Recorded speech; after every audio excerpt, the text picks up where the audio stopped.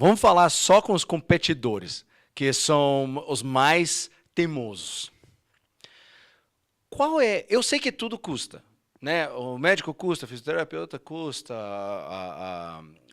tudo tem preço. Mas qual é a importância para esses competidores ter uma equipe bom, sabe? Só para cuidar das questões do corpo, questões da alimentação, porque tem muito competidor que sempre vem falar, mas Shea, eu tô cansado, eu tô isso, mas eu tô comendo bem, eu tô fazendo massagem, mas tá faltando algo, né? Tipo, o que você recomendaria para esses atletas competidores, enquanto a importância da equipe da health, da saúde mesmo? Um dos conceitos de CrossFit é método de treinamento para condicionamento físico e fortalecimento do core. Ele é um método de treinamento para condicionamento físico, não para competição. Ele se denomina método de treinamento e não esporte. E uma das coisas que eu mais bato na tecla é a pirâmide do CrossFit, que é uma das coisas mais fantásticas que o Greg Glassman e todo mundo que esteve envolvido no desenvolvimento dessa pirâmide tem que o CrossFit tem como um dos pilares e todo atleta, todo praticante deveria conhecer, entender e respeitar, né? E a pirâmide começa falando de nutrition, de nutrição. Então, um método de treinamento, um exercício, um esporte que começa falando não de esporte, mas de comida, tu vê que os caras eles são sérios e que eles não estão brincando, que eles sabem muito bem o que eles estão fazendo, que o que eles estão promovendo, que é algo muito maior do que só levantar peso e tombar pneu. Então, primeiro de tudo, é a nutrição. Um atleta que não se alimenta bem não é atleta. Você, na Fórmula 1, botar gasolina batizada para o carro correr, não existe isso. Não tem. Então, é a nutrição. Depois a gente vem o condicionamento físico, metabolic conditioning, Metcon. Depois a gente tem ginástica. Depois a gente tem weightlifting. Geralmente a gente já quem pensa em CrossFit começa já no weightlifting, né? E como que você quer levantar um peso muito pesado se você não levanta o seu próprio peso? Que é o conceito da ginástica, tipo body weight, né? Sim. E o que adianta você levantar peso se você não consegue correr direito, você está esbaforido, levanta 3 vezes, faz 3 clean e já tá cansado, né? Então a pirâmide tem uma lógica que deve ser respeitada. E a ponta da pirâmide é o esporte, que é o que eu quero chegar para começar. Quem pratica CrossFit tem que praticar nutrição, condicionamento metabólico, ginástica, levantamento de peso e, eventualmente, participar de uma competição. O CrossFit vicia, envolve muito as pessoas, por essa coisa da comunidade, de você entrar, fazer parte, e ele tem transformado muitas pessoas que nunca se encontravam no esporte, que não eram habilidosos com esporte com bola, que não se viam puxando ferro na academia, e no CrossFit vem como uma motivação de, no fim do dia, se encontrar com um pessoal legal, fazer exercício, começam a perder peso, mudar o corpo, se sentir bem. Quantos relatos a gente vê disso? E, de repente, essa pessoa que está se sentindo tão feliz, alguém vem e fala assim, cara, tu tá muito bom, vamos participar com a gente no próximo campeonato. Não, mas não, cara, vamos, scale, é tranquilo, vamos lá, porque tu já faz tudo, pô, a gente tá precisando de mais um, vem.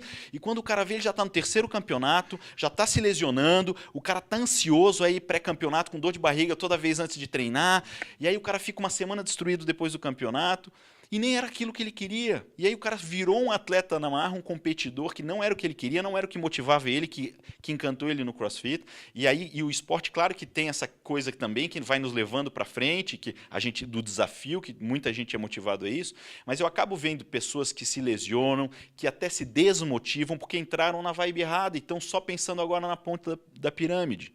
E isso não é a realidade do que é o CrossFit. E, de uma maneira geral dos esportes, o dia a dia é treino, não é competição.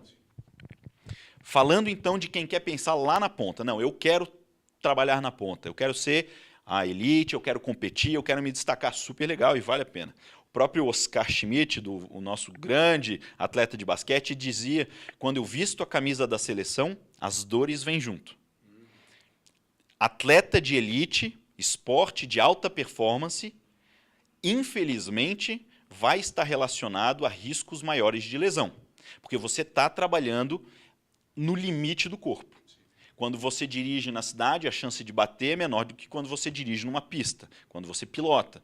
E isso funciona para qualquer situação em que você está trabalhando no limite, então, do teu corpo, porque você só vai conseguir quebrar barreiras, quebrar recordes, se superar, dando o teu máximo e chegando nesse limite. Só que nós não temos uma luz que acende quando a gente não corta o giro do motor, quando a gente passa. A corta é o tendão que rompe, é o menisco que machuca, é a hérnia que estoura, é o desmaio, aí entra o, né, o puke do CrossFit, entra aí a acidose metabólica, a rabdomiólise, aí entram as várias questões. Então, o atleta de nível competitivo tem que entender que ele precisa, e por toda essa minha conversa para isso, ele precisa de uma equipe de suporte para garantir que ele tenha longevidade no esporte. E que o dia que ele parar de competir, como todo mundo vai um dia parar de competir, de trabalhar, se aposentar, o que for, ele continuar tendo uma vida útil, com qualidade, e que ele não seja mais uma pessoa que aí está destruída porque levou uma vida desregrada no esporte, às custas da sua própria saúde e qualidade de vida, como acontece muitas vezes em atletas mais old school, no fim da vida estão prótese bilateral de joelho, de quadril, parafuso na coluna. Né, um exemplo do Ronnie Coleman, do grande atleta de fisiculturismo. O cara é um monstro, tem muita admiração pelo cara, mas o cara já está com prótese bilateral de quadril, artrodese na coluna, andando com bengala, definhado, o cara sofrendo pra caramba, teve problema nas cirurgias, e muito porque foi foi de uma época que não se valorizava tanto isso. Hoje, nós temos que trabalhar preventivamente com os atletas. E aí entra o papel do nutricionista, lá na base da pirâmide, entre o papel de um preparador físico, de um educador físico, do seu coach, ou de um educador físico que vai direcionar, que vai ser realmente o que é o coach de verdade. Não o coach, lifestyle coach, hoje tem coach para coach, né? Mas o coach é aquele cara que vai te conhecer, vai fazer uma planilha individualizada para você, diferente até da planilha, às vezes, de uma box, da academia, que vai fazer o treino para suprir suas deficiências, e você vai respeitar a planilha dele, não vai fazer, hoje o treino está fraco na academia, o treino da WOD hoje é moleza, sobe 7 minutos de abdominal, então eu vou depois puxar um ferro. Respeita, não sabe o que tem planejado para o dia seguinte, aí você foi lá fazer o supinão, no dia seguinte tem um monte de push-up, aí você já vem fadigado porque você quis fazer algo a mais. Então, assim, respeitar o treino do educador físico. Trabalhar preventivamente com a equipe médica, né, com exames laboratoriais, com teste de esteira, fazer o check-up eventual, avaliação física mesmo. Começou a sentir alguma coisa, não deixa estourar para ir cuidar. Isso eu falo muitas vezes para atleta. Às vezes sentiu uma dor, eu vou dar um exemplo meu agora. Estou com uma dor no ombro faz 3 semanas. Desde que acabou o Open, naquele último, no ponto 5, lá que teve um monte de chest to bar, forcei mais do que eu devia, eu sabia, eu estava competindo comigo mesmo, era o meu 6º Open, eu queria me superar, e eu sabia o preço que eu ia pagar, estava já com dor e eu quis forçar um pouco mais, está doído até agora. Faz 3 semanas que eu não estou treinando snatch, por exemplo, porque eu evito levantar a minha mão. Vai passar, já está melhorando a dor, então eu digo isso muitas vezes para os atletas, sentiu uma dor, já segura as pontas. E aí, passou 3, 4 semanas, melhorou, você volta a treinar. Do que ficar treinando com dor e aí fazer uma lesão grave, e aí você ter que ficar 3, 6 meses afastado porque operou, porque rompeu. Né? Então, também ter essa maturidade de respeitar os limites do corpo e aprender a ouvir o seu corpo. O atleta profissional precisa se conhecer muito bem. E às vezes avisar para o nutricionista, eu preciso que mude minha dieta, eu não estou rendendo. Será que eu estou fazendo um overtraining? Será que eu estou com pouco carbo? Será que eu estou fazendo uma recuperação? Atua, seja ativo e busque essa equipe, tenha pessoas de referência e de confiança que cuidem de você e permitam que a tua máquina esteja pronta para sempre trabalhar no Isso mesmo. Eu, como atleta, às vezes eu estou lá treinando com o meu grupo, aí tem tipo parte A, B, C, D, E, eu termino no D. Aí a galera diz, não, mas tem mais o parte. Não, mas deixa quieto, né? Tipo, por quê? Conheço meu corpo, né? É isso aí. Mas vamos falar, a gente está falando da equipe, tem uma progressão agora. Tudo isso é um processo, né? A gente aprende isso no Level 1. É um processo. Se tornar médico não era tipo um dia para o outro você se tornou médico, né? Hoje em dia, eu não sei se é esporte do CrossFit que está aumentando isso no Brasil.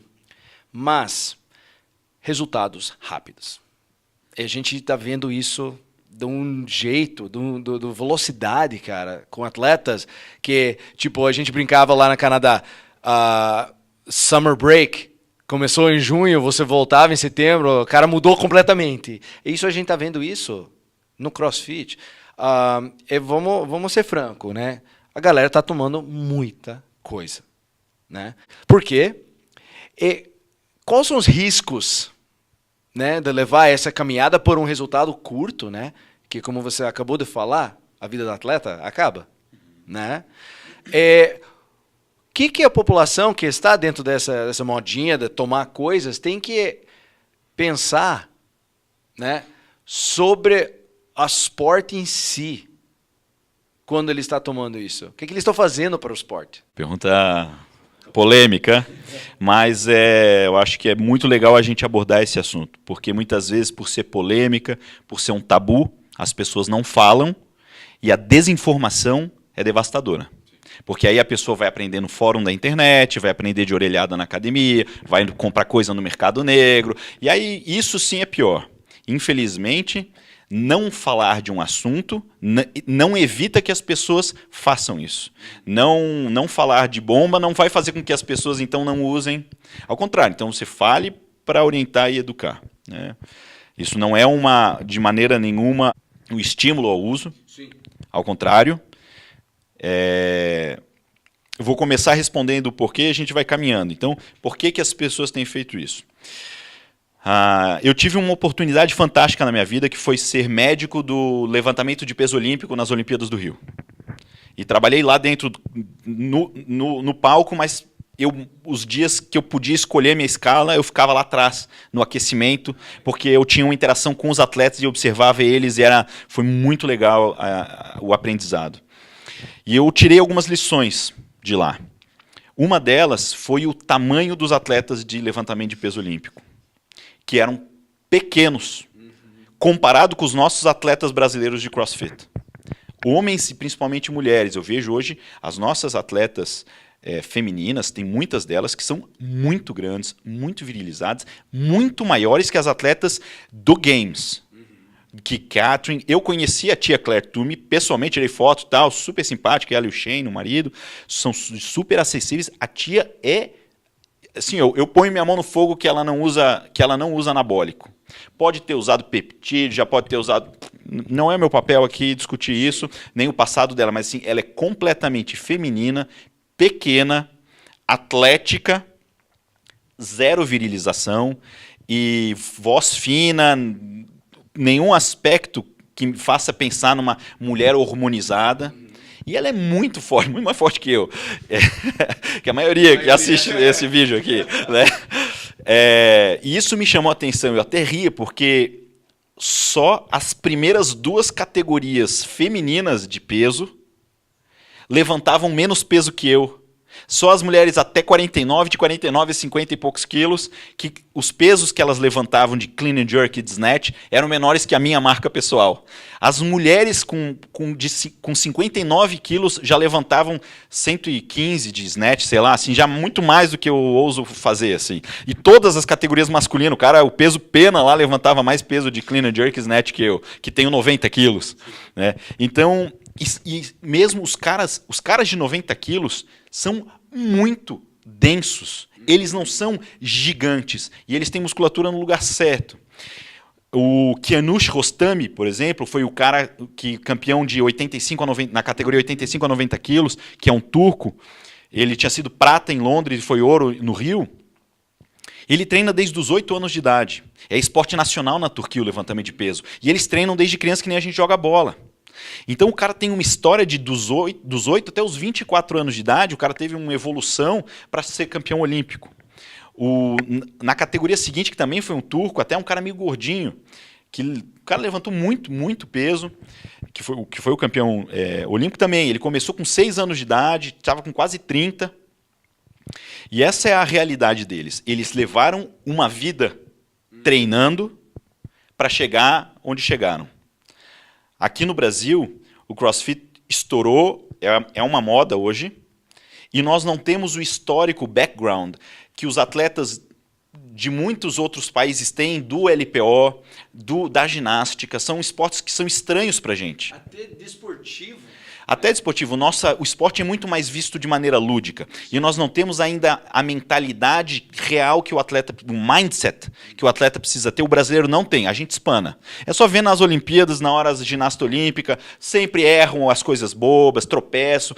No futebol, o cara cai no chão e estribucha, antes do treino o cara convulsiona, porque a gente não tem, a gente é muito mais emotivo e a gente não tem um treinamento psicológico como atleta de elite, que é uma outra coisa que talvez faltaria até, de ter esse acompanhamento psicológico junto, para que você tenha um mindset de vou lá e vou fazer. Aqui a gente não tem. Tudo o oba-oba da ginga do futebol, aquela coisa do jeitinho do brasileiro, e a gente joga isso para o esporte. Isso dá muita graça, é muito legal para muita coisa, como o futebol, pode te permitir usar essa ginga a favor do espetáculo, mas para alguns esportes que precisa de precisão, como um levantamento que você tem 3 chances de acertar ou já era, isso nos deixa para trás. Eu acho que isso é um problema que a gente está superando, aprendendo, mas ainda estamos engatinhando. E o que o pessoal faz? Quer pular etapa, quer se nivelar. Esse pessoal que fez 12 anos de ginástica no colégio, que faz levantamento de peso já há 6, 7 anos, e a pessoa com 2 anos de CrossFit quer bater as mesmas marcas. E aí a gente precisa apelar, né? Eu tenho uma visão muito científica, até de questões de modulação hormonal. Eu sou médico e eu não posso enxergar as coisas com tabu. Eu não sou, né? Eu estudo para ter uma visão científica, entender fisiologia, entender a parte endocrinológica. Existem muitas pessoas que necessitam de modulação e muitas pessoas se beneficiam de uma modulação feita de maneira correta. E você pode ter até melhora de performance ou mesmo de estética como um benefício e não como o objetivo de uma modulação, mas como benefício, usar a modulação para a tua saúde e a performance ou a estética ser um benefício, um resultado de alguém que é saudável. Eu sou saudável, eu treino, eu me alimento e como resultado a estética vem, a performance vem.